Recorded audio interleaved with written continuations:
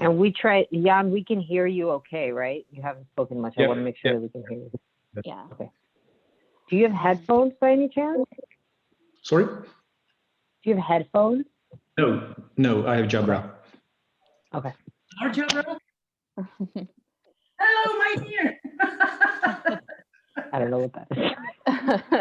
My friend in this trench. Oh, it's a little speaker. Yeah. Okay.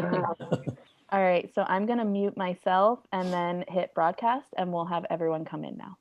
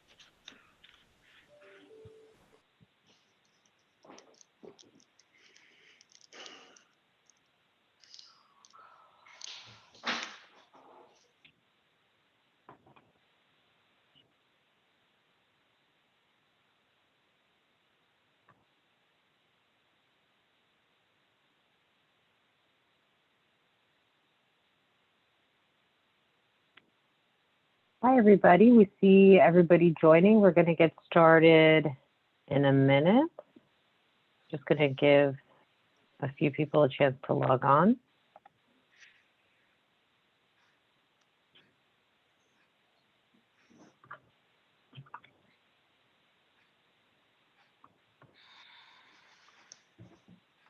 Okay, so Jana, I think we can get started.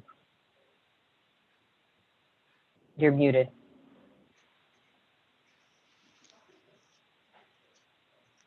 You're still muted. Sorry, folks. Give us 1 second. Jana, we can't hear you, dear. There Okay.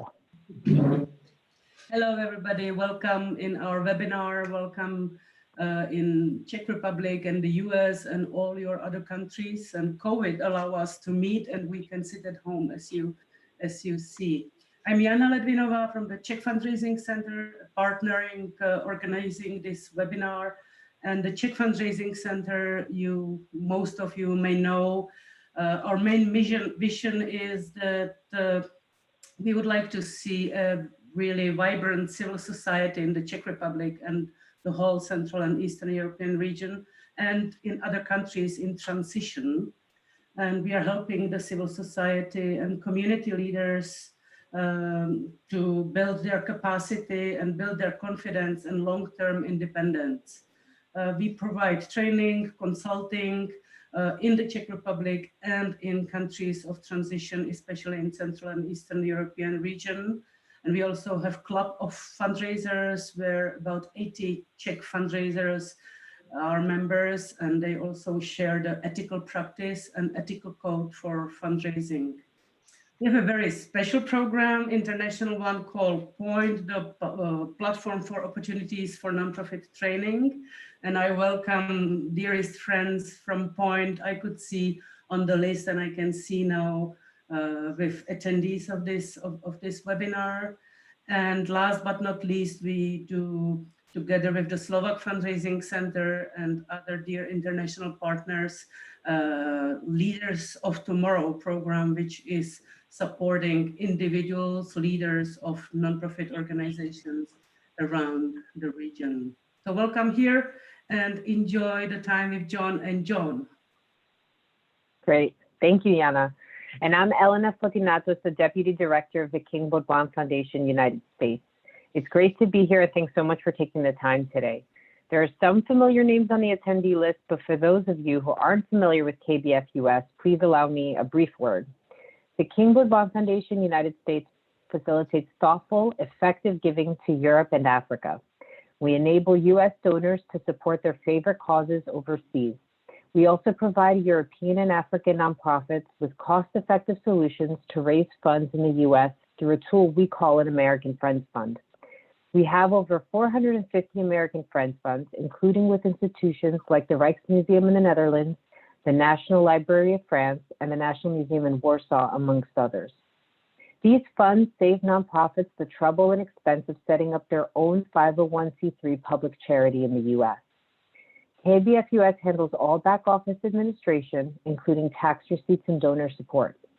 In addition to these services, every spring we conduct a study visit where we welcome 40 professional fundraisers from the cultural and educational sectors in Europe to join us in New York to learn about the American model of fundraising. This program features high-level speakers, like John joining us today, that touch on the big picture of fundraising, but also the practical day-to-day matters that leave our European colleagues with new and fresh perspectives. Unfortunately, the circumstances being what they are, the program changed this year. We had to postpone, but we sincerely hope we can welcome our European friends to this event sometime again soon. If you're interested in learning more, please do reach out to me directly. My contact will be made available. We would love to welcome you in the future spring here in New York. Now, quickly, some additional points for everybody. You're obviously on listen-only mode. You've caught on to that already. This session is being recorded. We will open it to questions. If you have questions, you can ask them at any time. At the bottom of your Zoom window, there's a black bar. If you scroll over, you'll see Q&A. Feel free to submit the questions as they come to you. We have an administrator going through them and keeping track so that we can pose them at the end. So the format is moderated by myself, and then at the end, we'll go through questions. So let me start by first introducing our two wonderful speakers joining us today. First, it's my pleasure to introduce John Bacon, a veteran of our study visit in New York. We're so grateful for him to join us in this new format today. John is the Chief Development Officer for Planned Giving at the Metropolitan Museum of Art since 2017. Prior to that, he was the Director of Planned Giving at the New York Public Library for 14 years. Earlier in his career, he served as the first Vice President for Philanthropic Services at the financial firm Smith Barney, now Morgan Stanley Wealth Management, and Associate for Trust and Estates at Ballard Spahr. John, if there's anything else you want to add about your experience? Just that I was a trained architect and worked in the nonprofit sector for about 12 years before going to law school and transitioning into the more planning aspect that you just mentioned. So I came out of a nonprofit background. Oh, interesting. Okay, great. I didn't know that. That's wonderful. Thank you for that. And now let me introduce our second speaker, Jan Greger. Jan works as an individual fundraising consultant and director of the Coalition of Fundraising Professionals for Easy Giving. For Easy Giving brings together 34 major Czech nonprofits to help further professionalization of fundraising in Czech Republic. Previously, Jan was program director of the VIA Foundation and head of fundraising for Friends of the Earth, Czech Republic. He's been engaged in fundraising and philanthropy for more than 14 years. And Jan, do you have anything else that maybe you'd like to share? Of course. I'm proud to be here, and our Coalition for Easy Giving, and maybe that's an interesting thing, is also leading only campaign, legacy campaign in the Czech Republic. It's called Legacies, and we are proud to be here and contribute.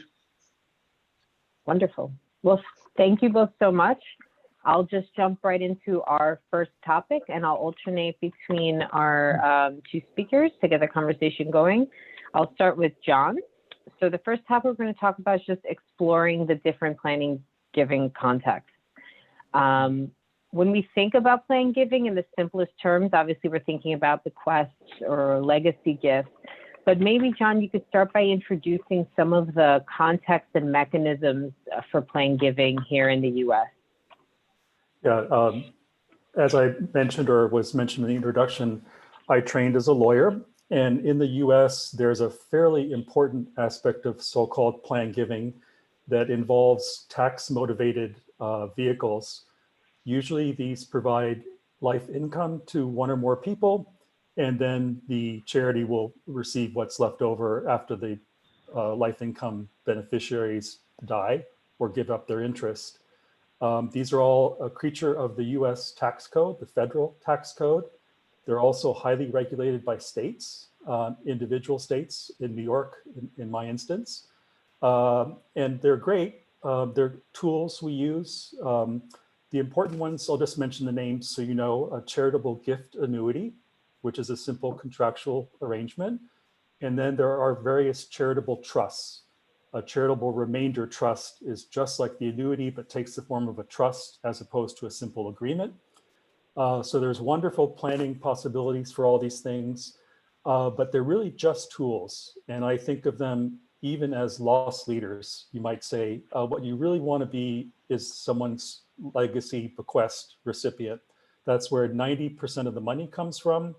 And it's the most simplest from the charity's perspective. These tax motivated vehicles in the US are great, but they're complicated and often are frankly probably not worth all the trouble, especially gift annuities. But they're an important tool we use, again, highly related to tax benefits.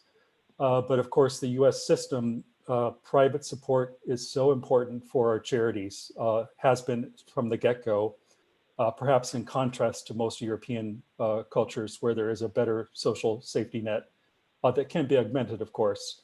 But here we're all used to supporting our universities, our hospitals, everything is supported privately, even the state schools now. So if I hear what you're saying, just to make sure that the context is clear for our friends in Europe, so up to 90% of the giving is through direct legacy giving, meaning wills and estates, and then a smaller portion is coming from different types of trusts like charitable remainder trusts and some other tools, which are more tax oriented for tax savings. Correct. And is it fair to say that that you prefer the 90% breakdown now? Is that in a way easier to administer, to manage?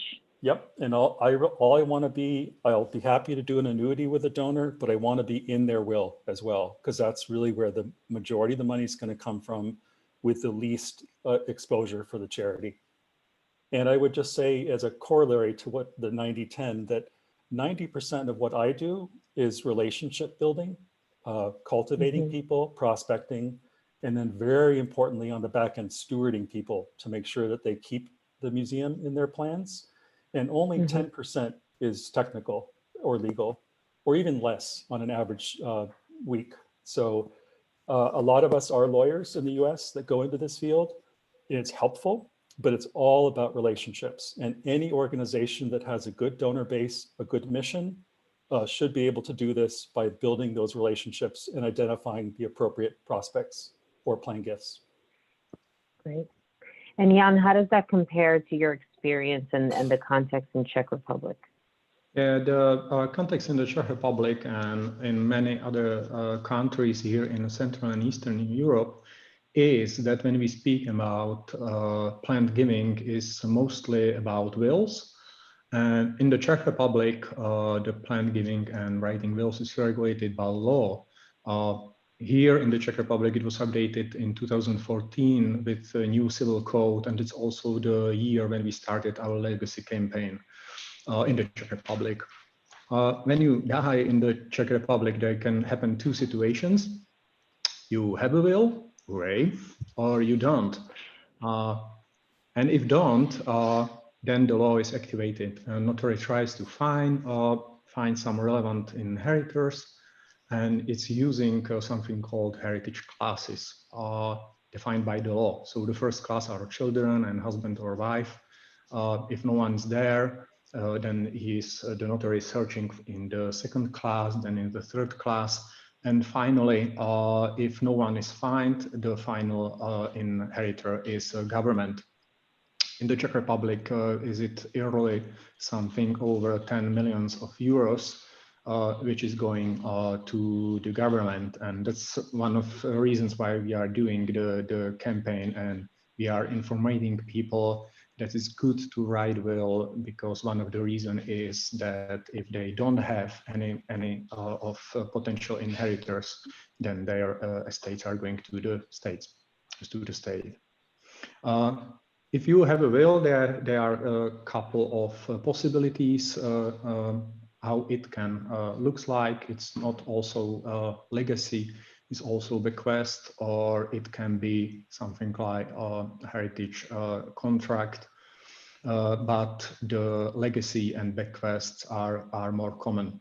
The problem here in a CE is that it's quite new for us to have charitable bequests and legacies.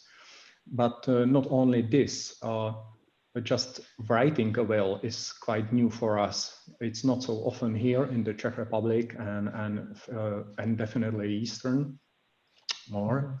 So we are trying to learn people write a will in general, and then learn them that there is a possibility to think and remember some charity or their favorite NGO. So a lot more education for the donor. Does that resonate at all, John? Is there some education that's part of your job as well? It's not. Yeah, sorry. Oh, I'm just sorry, John, but it will be complicated because Jan in the Czech language means John. So. Yes, I meant John Bacon.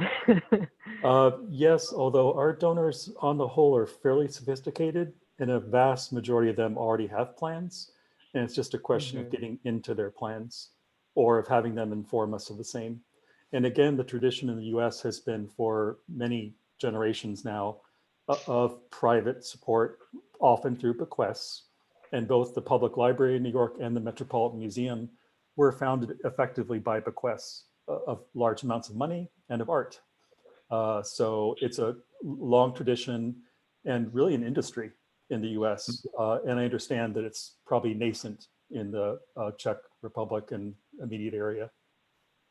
You spoke, John Bacon, about the relationship building aspect, and that's really 90% of what you do. Maybe you can describe a little bit, from a day-to-day, what that looks like. Yeah, we do a lot of prospect research. Some of it's mining our donor database. And I would stress that your best prospects are people who've made any kind of financial donation to your organization, or volunteer leaders, directors, trustees, even just regular volunteers who give their time, but people who have shown some commitment to the organization. In our case, we have so many in our database, we can apply a brief algorithm to them and sort them by probability of interest. And then I use that to approach them, usually by mail or email. And then if they express interest, we follow up and really kind of get a little bit more serious with them. But it's a volume business for us in some sense. And then the hard part is the final steps where you spend a lot of time with individual people, but those are also the most rewarding. And that's usually where it gets very, very sticky and good sticky. We get very, very close. And I guess I would just say something, I think Jan mentioned it a minute ago. People without natural heirs are fabulous. Unmarried people without children are perfect, because very often they will not have obvious legatees. Married couples without children, also good.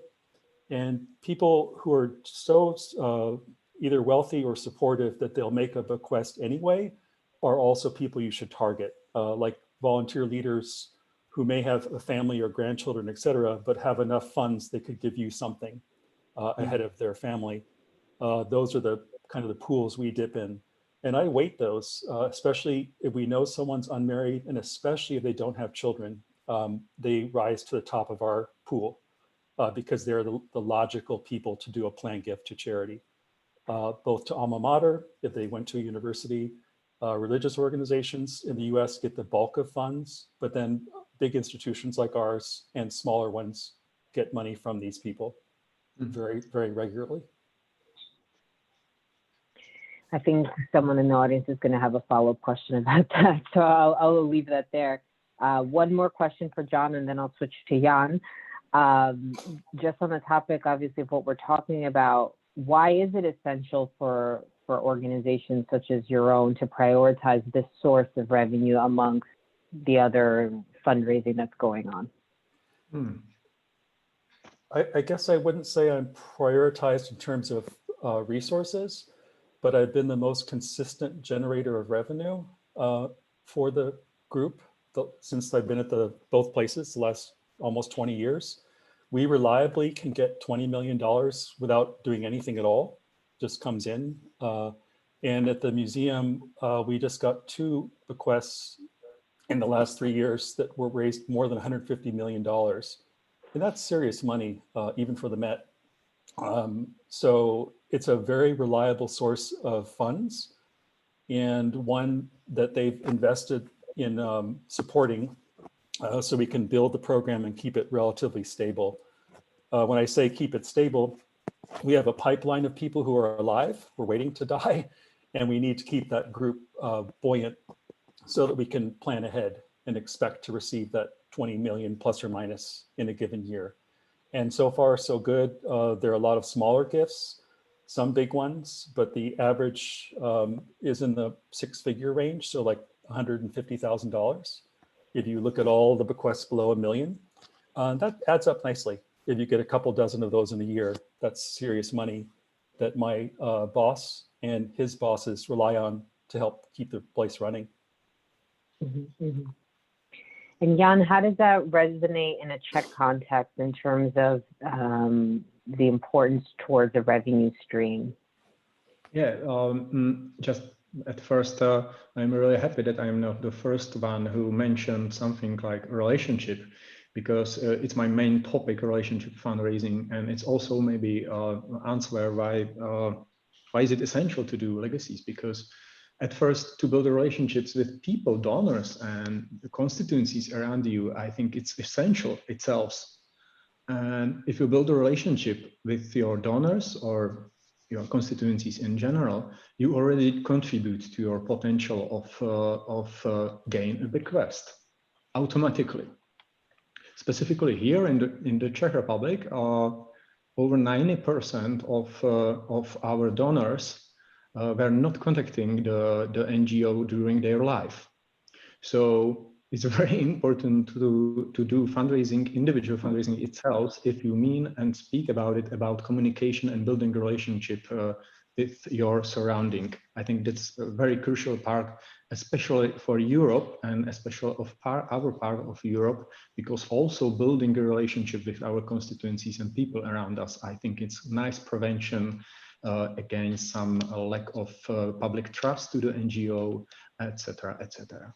And as we will be able to speak about difficult topics or more difficult topics as legacies are, I think it will strengthen us. So it's maybe about how proud we are on our impact. So that's why I think it's essential. Mm-hmm, mm-hmm.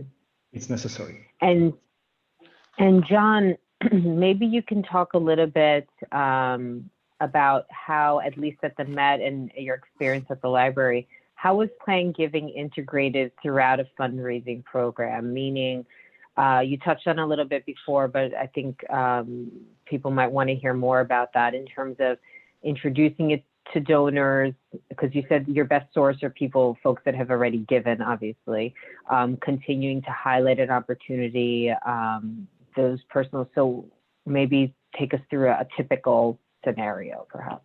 Yeah, it should be better integrated. And at both places I've worked have very sophisticated fundraising operations, but Plan Giving is kind of a sideline, unfortunately. We do have dedicated staff, and both institutions have invested in those staffs for about 30 years or more, which is great. But I think we are often, they say if someone's over a certain age or if a lady comes in who's clearly single, they'll say, oh, John can take care of her. So we get kind of identified type people, which is fine, but really they should be working with their major gifts donors and the more generous annual funding donors. And instead I have to fish them out of the pool instead of my colleagues bringing them to me. We're big fundraising operations, and I realize many people on the call might be solo shops or no shop at all, or have every hat on. So it's a trickier thing in that situation. But I think it comes down to treating everyone just the same. And what we do is we do a regular communication twice a year at least. We send out a mailing, standalone mailing about plan giving, followed up by an email. And then twice or more, we'll do a specialized plan giving email in and among the other fundraising appeals at the museum. Currently, we're doing one for life income gifts, which are very often done at calendar year end for tax reasons in the US. And that's already been very successful. But those are standalone. And the one thing I would say is that the plan giving conversation and the pitch, it really isn't a pitch, I don't think of it that way, is a separate conversation from the ongoing annual giving, or should be, can be. And again, it's all about getting down with them and starting a relationship, a dialogue, and it will hopefully be for their entire life. And if you're lucky to be at a charity for a long time, you can develop those and go through the whole cycle, which in my experience takes about 10 years, usually, from someone coming on as an 80-year-old, and sooner or later they die. Although there's a joke that if you do an annuity or a trust here, you'll live forever, because they always beat the odds. But it makes sense. These are people who are prudent and affluent and generally have the ability to take care of themselves and do. Really salt of the earth, wonderful people. They're your retired teachers, civil servants, librarians are kind of the base of our program. Not the huge donors, but they'll easily be worth $250,000 if you're in their plan. And very regularly we get those from extremely modest people, but they love what we do. And in our case, the library and the museum even more, perhaps, we have kind of a brand and a tradition of excellence. And I think these people really want to make sure that's around well past their own lifetimes. And they've benefited from it. But that's the kind of the pitch part of it, the messaging. And it's, again, I think Jan said it well, that it's a question of pride in your mission and in what you achieve, and ultimately in the value of civil society and kind of a culture, in our case, is so important, especially in the political times we live in the US anyway. Yeah. Last thing I'll say about Thank politics. I know it's hard to stay away from that topic. Jan, how does that resonate with you in terms of like, how does plan giving fit into general fundraising? Are these organizations that you've seen that are focused on legacy giving also fundraising, or is the legacy giving really the foremost method of fundraising for some organizations? Yeah, here in the Czech Republic, we don't have any organization with really dedicated some huge capacity for developing legacy giving. But yes, we have some of them which they have it as a part of their communication. And I think that integration of legacy giving in your fundraising communication is this way, just to think about it as a communication, because there is not so many things you can do here for gaining a bequest or legacy. So communicate it, make it present. You know, if you know about some story, it's maybe not story about your donor, about donor for your organization, but still you can present it. Still you can speak about it and make it in presence in your organization, because I think in this kind of fundraising is it absolutely the same like in other kinds of fundraising. People are donating because they are asked, because they know that this is possible, and especially in our region they don't know it's possible to support the NGO this way. So maybe you can't, it's not necessary to be afraid that it's hard, because it's enough just say that this is possible. Mm-hmm, mm-hmm. I would agree. And I'd say just one thing about techniques is people, it's a cliche, but people give to people, but using a testimonial is very, very strong. So having a current supporter, or in our case, we switch between living people and recently deceased people and talk about the impact of their gift, their history with the organization. And those are very compelling and people actually reply and say they saw themselves in the story and they want to do the same thing or something along those lines. But that can be extremely compelling way to motivate people. And again, I would just stress that any organization that has received a bequest, even if it just came in totally unknown, you can use that kind of a technique to start this process. And I would just also say that any general communication you're sending out, have a little sidebar or a column or a box just mentioning the possibility of legacy gifts. That's the easiest way to get the thing started.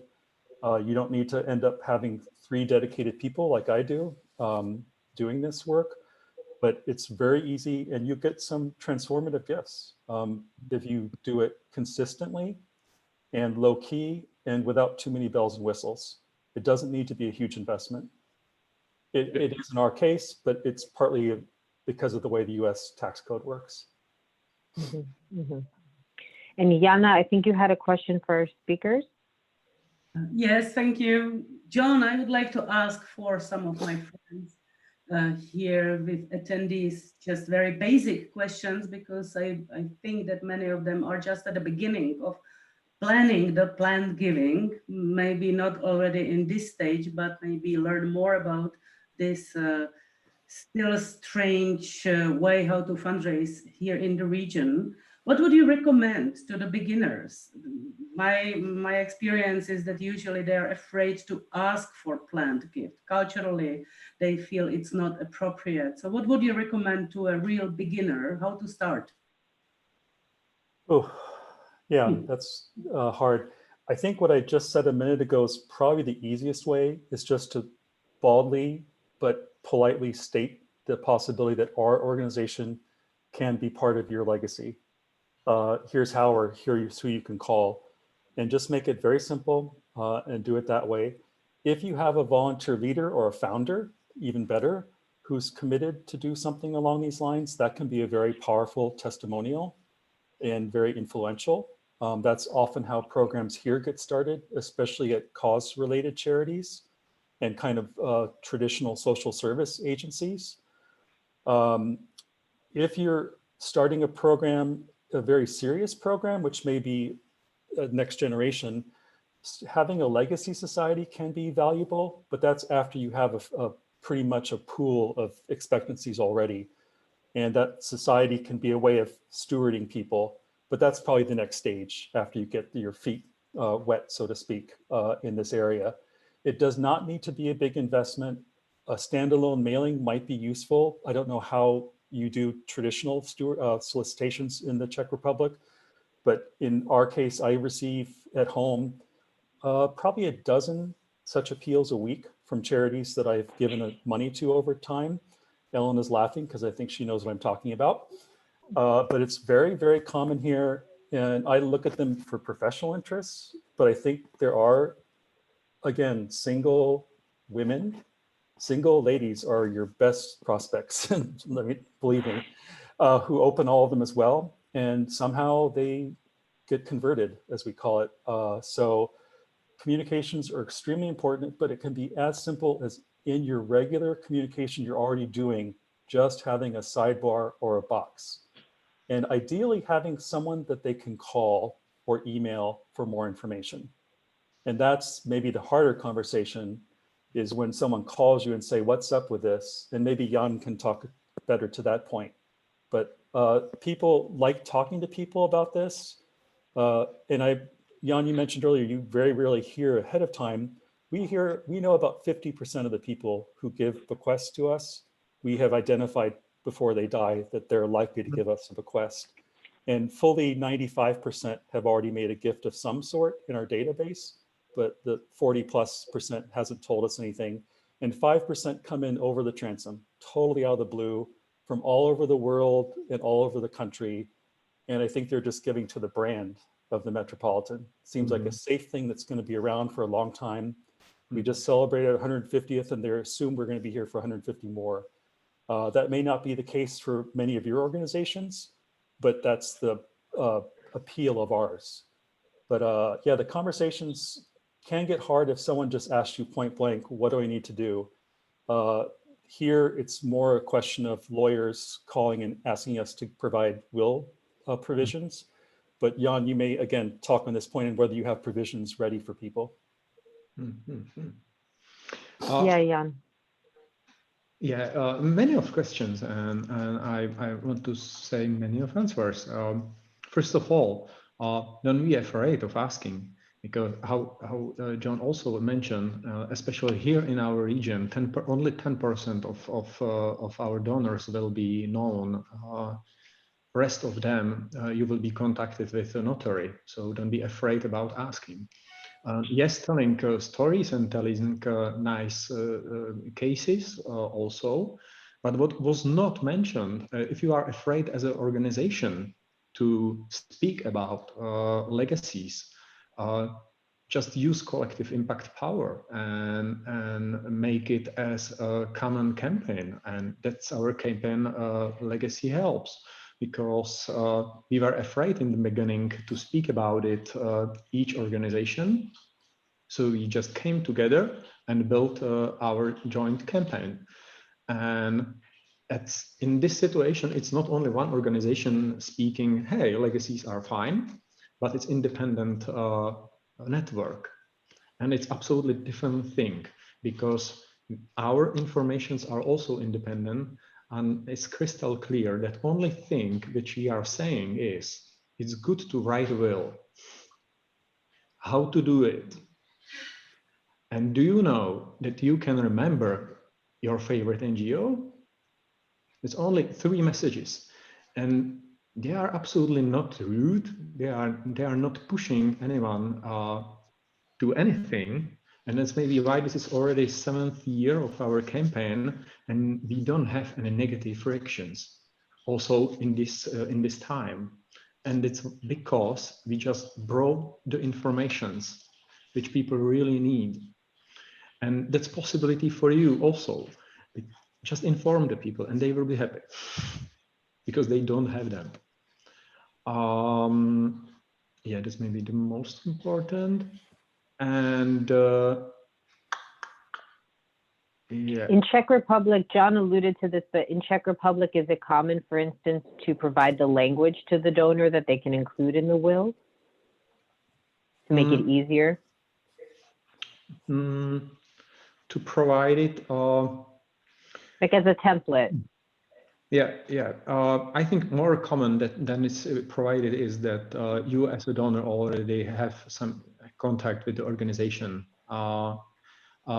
To our organization, to Coalition for Easy Giving, is after the 13th September, the International Legacy Day, are calling people and they want to help to donate whom. Yeah, sometimes it happened, but they already had some idea who to support.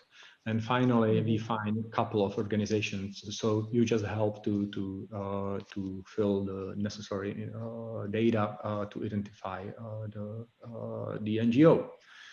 But it's as easy as donating during the life. You have some topic which you have in your heart, and you are searching for these NGOs, and maybe you are already connected with them during life. So maybe this will be your organization. And maybe there is one interesting thing, and it's about the age of the legator. Because when you are younger, as me, I am 38, and I wrote my legacies 4 years ago because of our campaign. And it was quite interesting because, yes, I hope that I will be here something over 30, 40 years. I really wish to be here. So I was thinking about NGOs which will be really existing in 30, 40 years. It's not so easy what we want to think about of our donors. And yes, that's why most of people are writing will after 60 or mostly after 70. But yes, we have also some young donors, and it's question, can we target them? Maybe not. Because it's very hard to think about them for them about it. So it was just. John, was there something you wanted to add on that point before I move on to the next topic? If there was, I forgot, but I just wanted to say about ages that in the US, and I think it's borne out in my own experience, that people really, they're doing their last plans in their 70s. So that's our sticky spot for making sure we're in front of people when they're redoing their final plans in their 70s. And that's also the average age for when they do life income gifts as well, not coincidentally. So they've taken care of themselves, they have a kitty, and they're looking ahead beyond their lifetime. Yeah, I just had a look in the data from Smee and Ford. It's a company from Great Britain providing really detailed data about legacies and legacy giving in Great Britain, because legacy there is a public document, so they have really detailed information about legacy giving. And yes, the age at will is over 70 years. Is it? Yeah, from 70 to 90 years old, it's 60% of people writing will. Oh, 66. So it's really a huge amount of people then. And between 60 and 70 is 17%. So 82% of people are writing their will over 60 years old. And the only other thing I wanted to mention, I just remembered what I was going to say. Sure. The other tricky topic is if you do work with a donor who has natural heirs, by which I usually mean children and maybe even a spouse, if their will is done correctly, there should be no trouble. We have a lot of people who effectively disinherit their families, children in particular, and that very often the children will give us a call or have a lawyer give us a call saying, oh, I deserve some of that money, or some of that money's mine. And if the will is done correctly, if you have a relationship which you can document with the donor, you needn't be worried about that part of it, in my experience. I've had every year, there's at least one relation who comes after us in that context, and we show them the document. We show that we've had a sustained interaction with their relation for years. They were part of our legacy society for 20 years, and that's sufficient to make them go away. And there's really no ethical question, no legal question. And one should fight, because you really are, you want to enforce the legacy of your donor, even if there is an unhappy family situation behind it. That's the trickiest thing for us. You feel bad for the people, but then again, their parent did this for a reason, one assumes. Indeed, you have to honor the wishes of the donor, of course. So let me move on to our last topic. I know we have questions coming in, and one of them relates to the last topic, actually. So that's a good place to start, which is regarding COVID, obviously the topic that's permeated all of our brains. And the question comes from Svetlana, who asks, how can you ask for gifts, understanding that your potential donors right now are not in the best economic situation because of the pandemic? So let's start there. Plan giving is obviously sensitive to begin with, and people are hurting right now. So how are you able to continue building plan giving during this time? Well, we can start with John. Me? Oh. Yeah, John Bacon. I guess the short answer is my donor base is relatively comfortable. Most of them are retired and are not terribly concerned. They are not coming out at all. So it's extremely hard to prospect currently, to find new people, because it's best in person, at least at some point, doing it in person. But I think these are, by and large, in my experience, relatively prudent people who have assets still, very often have a pension that they're living on, so they're not strapped for current money. That may be very different for some of your organizations, where it's either younger demographic or more not quite as established. But it hasn't been a problem, just extreme sensitivity to people's emotional state more than health. Again, my people are so prudent, they're not taking any chances. And I'm not aware of a single person besides my boss, of course, got COVID right away and was in the ICU for 5 weeks, et cetera. But no one in our immediate sphere has had a problem because they're extremely careful. But I agree that the messaging, especially if you're just starting out, it may not be the best time till there's a little bit more sunshine ahead of us to start a program in a serious way beyond the simple steps we talked about. but I haven't seen it being a problem. And the other thing we've shifted to now is just a check-in, more of a how are you doing, instead of please consider us in your will, especially for the people who've already told us they're in their plans. It's just checking in with them at least twice a year. We used So to be you're able to do that. continuing your messaging during this time. Absolutely. And a lot of people, as I think you said in your intro to the whole panel, in the US are actively estate planning in the context of COVID. So we want to be part of that, at least in people's minds as they're updating their plans. Mm-hmm. Yeah, in Beyond general, the Czech context? in general, I think it's a big mistake to stop communicate when any crisis. So that's the biggest mistake you can do. Maybe the second biggest mistake is to release a fundraiser when you have financial problems. It's the same. This is the situation, and we need to communicate. But yes, some topics can seem to be sensitive. That's what I really very often listen here in the Czech Republic. Okay, legacies, but it's quite sensitive, isn't it? I don't think so. Why is it sensitive? Because of death? If you want to speak about death, then yes, it's sensitive. But I don't think that legacies are about death. We are speaking about life, about I don't know. In our campaign, we are speaking about things like prevention of property disputes after your life in your family, and people understand it. We are speaking about encouraging families to not stop attempts of their elderlies to open the topic, what will be when I will not. We are encouraging people to think about their family in the first point, and then think about charity they left to support in the second point. And all these topics are, I think, positive, in fact, or neutral at least. Yeah, it's all mission, and it's if you have a strong mission and you carry it out well, these people will support you both during their lives and through their estate plans. And it's part of their legacy, along with any natural heirs they might have. And if they really espouse your mission and want to see it continue, they will support you through legacy gift. Absolutely. Great. But you have to ask, to Jan's point, you have to ask. Or at least even passively, you have to ask.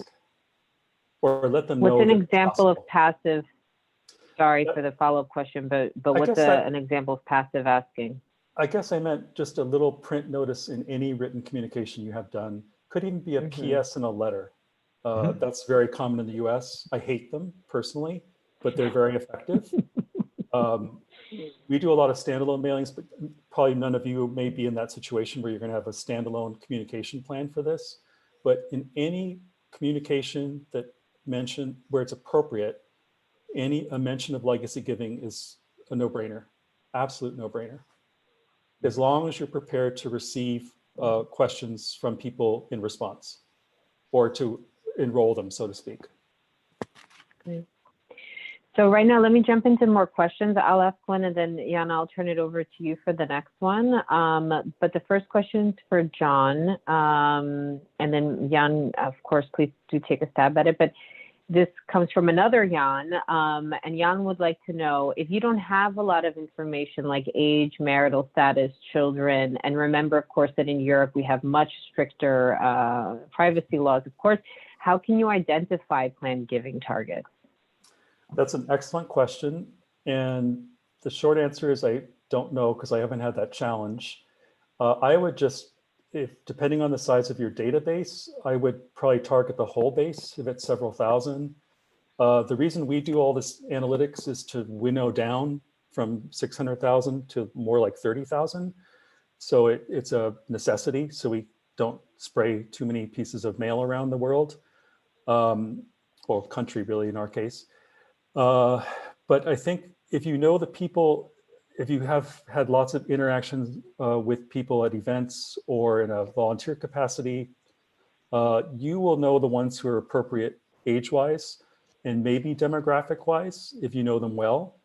And I would start with those people with a more kind of a stronger approach than just a passive mention, but it's a fair question. But I think I would treat everyone the same initially if you have a small enough base and not worry about segmenting people. We have the luxury here because we have lots of data.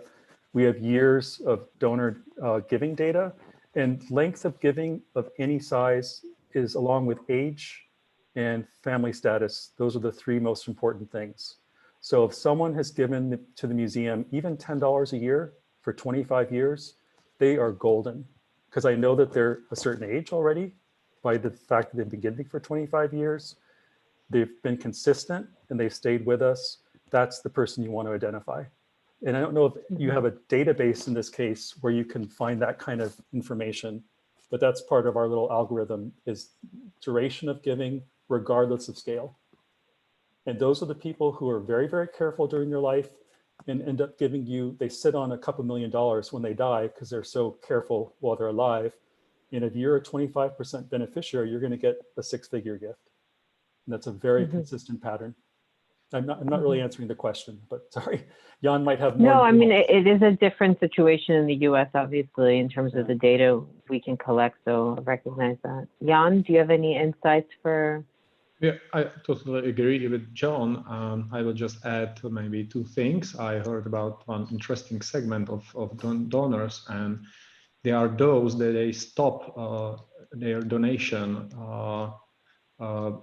when they lose their income. So it just seems, because they are old and they left their job, and it seems to the organization that they are not very prospective for maybe the donation as a legacy. But yes, they just have some small money for everyday life, but they maybe have some estate and still love these organizations. So it's important to speak about them regularly. Doesn't matter that they stopped their donation.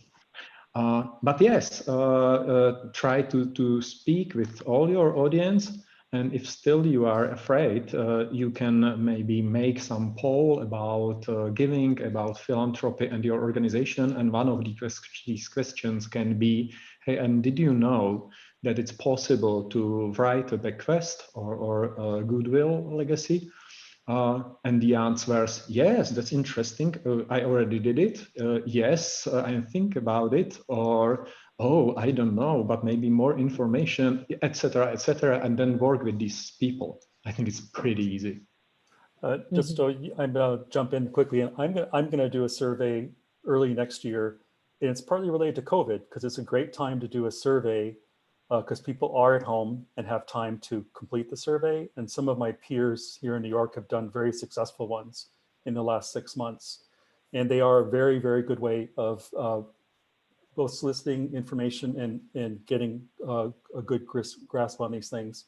And it's just a question of phrasing the questions well. And Jan just phrased it beautifully about, did you know you can, something positive, kind of even light, and you'll be surprised at the number of responses and hopefully of leads, if not outright identification. I did 2 while I was at the library, and both times we unleashed dozens of expectancies. So it's a good effort to do. It's just awareness building, education, along the lines that Jan was talking about. And that's an excellent approach, especially if you have a relatively small mailing list. It needn't be expensive or complicated. Right. Jana, you have our next question? Yes, in fact, I would like to ask, it's little connected with what Jan Gregor mentioned, that here is not a long history of civil society. So maybe those who are writing their bequest may be not sure that the organization exists when they die. And also it's connected with the let's say maybe tradition of wishes and conditions connected with the bequest. John, can you share experience and answer the question if you take care for your donors' heritage? For example, if you take care of their graves, if they're single women, if you fulfill some of the conditions which are connected with the bequest, or even wishes. If it is conditioned, you should probably fulfill it. But only if you care for their wish and heritage after they die. Is that for me or for Jan? Sorry. Oh, I just heard John. So. Oh, okay.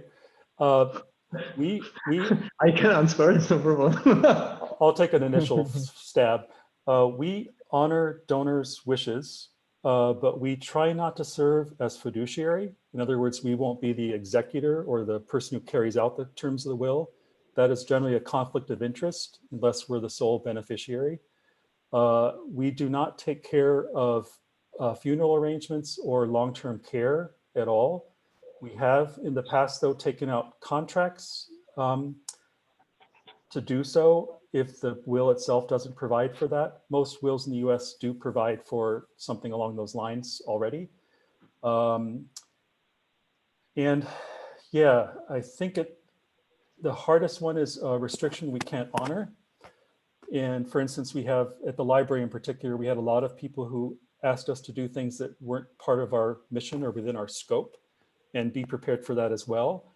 We will generally ask the estate if there is a rep who can let us do something different. If not, we can go to court in the US, which you try and avoid if at all possible, because it's expensive and time consuming to have the will reformed in court.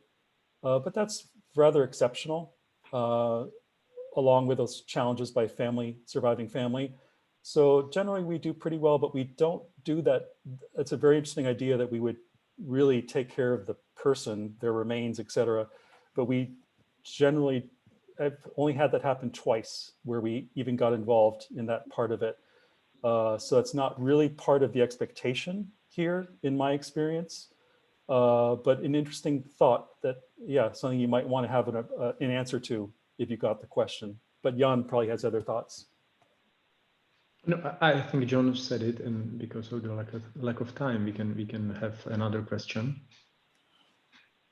Sure. And we will go just a few minutes over because we do have a couple great last questions. So just a heads up for all our attendees. So the next question is, because it takes time to see legacy gifts after you start promoting legacies, is there any way for us to project returns or benefits to our organization in the future? Or do we have to wait and see until we have more history in the program? John, how do you handle that at the Met? I was fortunate to inherit a mature program, both at the museum and at the library to some degree.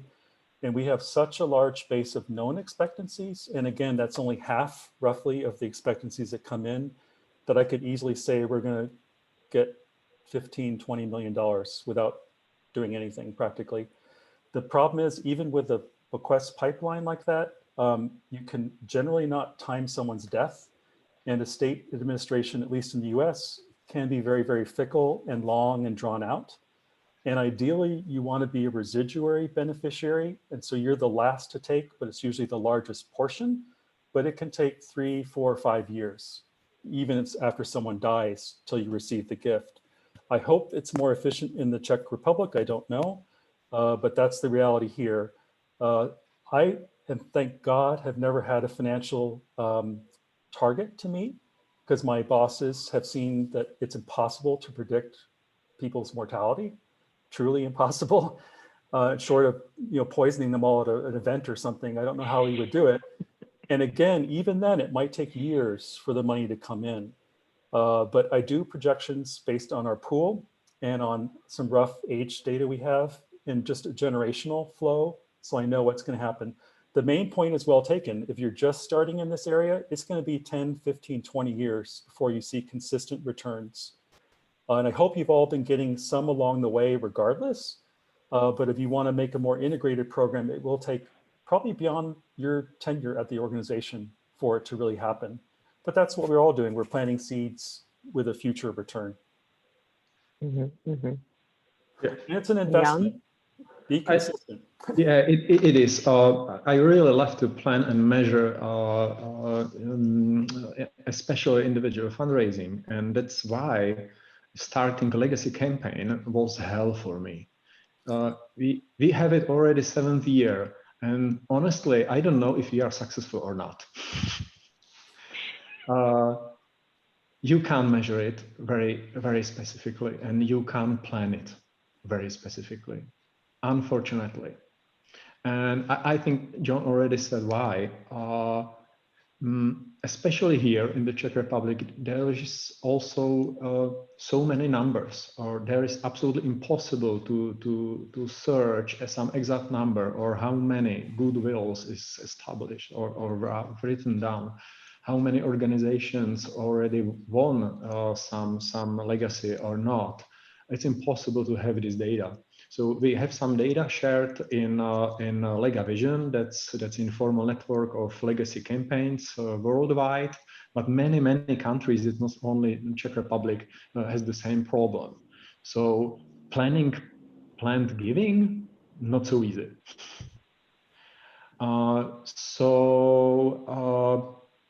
Yep, it's really investment in this way.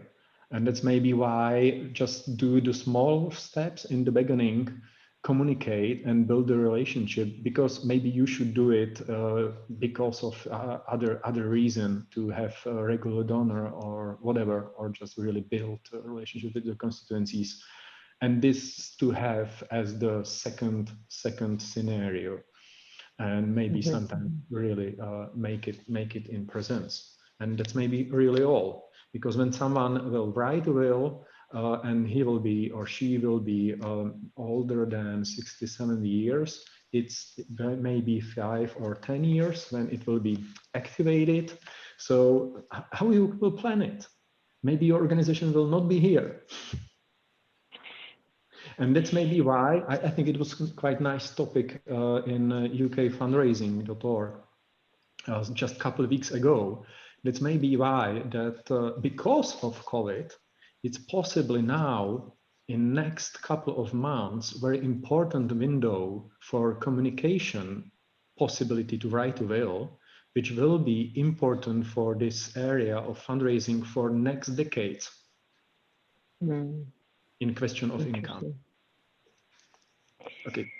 Very good. Thank you. And Jana has our last question from our attendees. Yes, it's connected with the personal support for planned giving. So how many people and which roles should take care for donors, prospects for planned giving, including fundraiser, maybe some lawyers.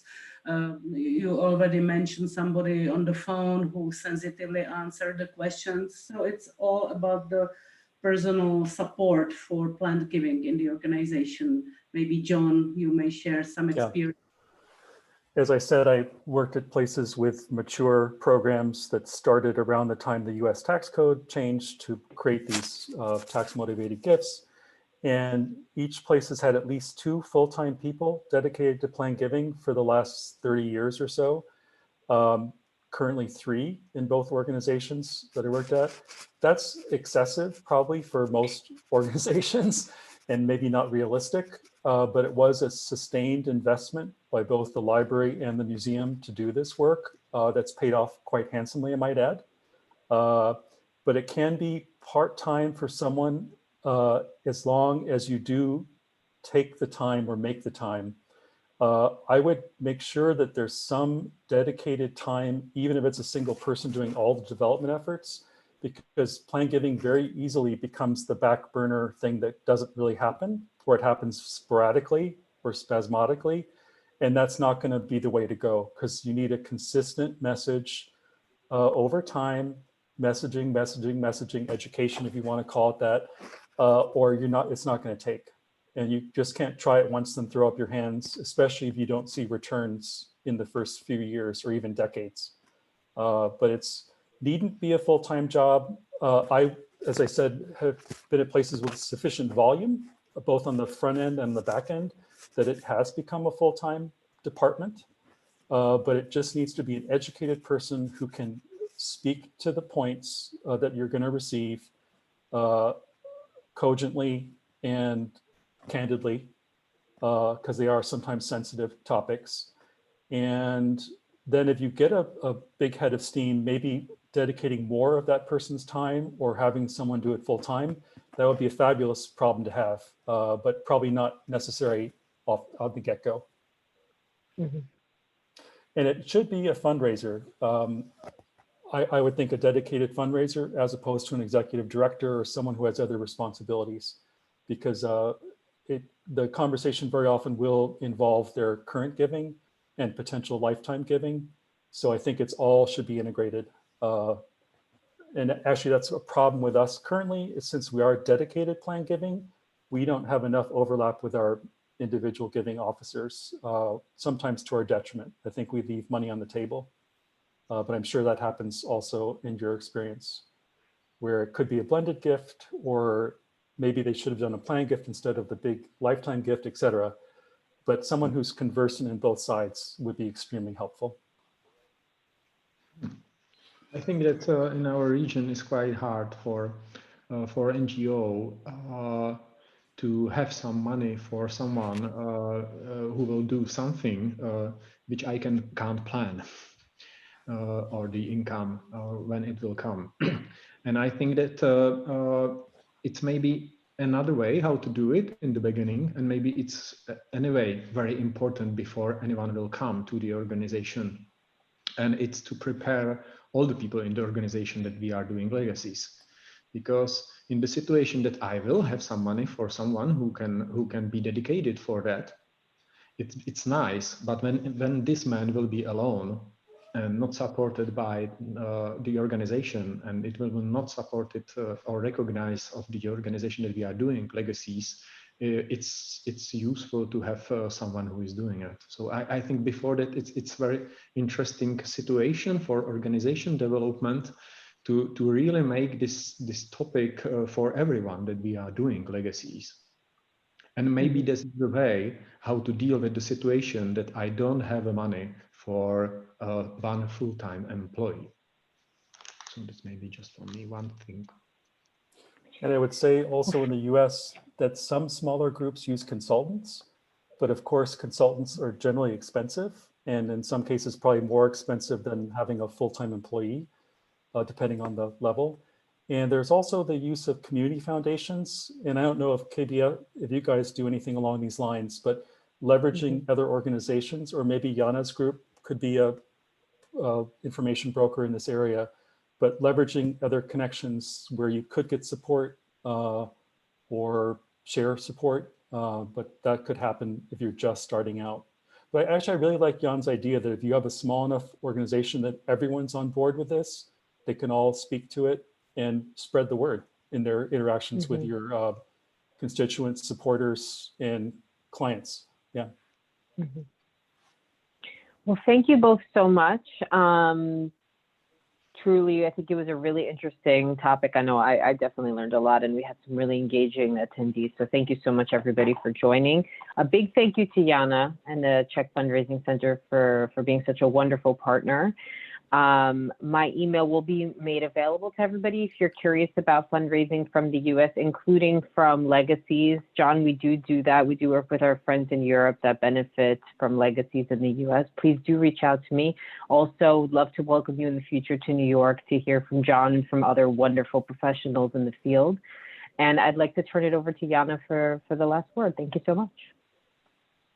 Thank you, Elena, and thank you also for bringing the opportunity to discuss the cross-ocean fundraising strategies, this time about legacies and planned giving. Thank you, John, and thank you, Jan, for nice ideas and inspiration and acknowledgement, maybe the future of the fundraising in the Czech Republic and in the region here.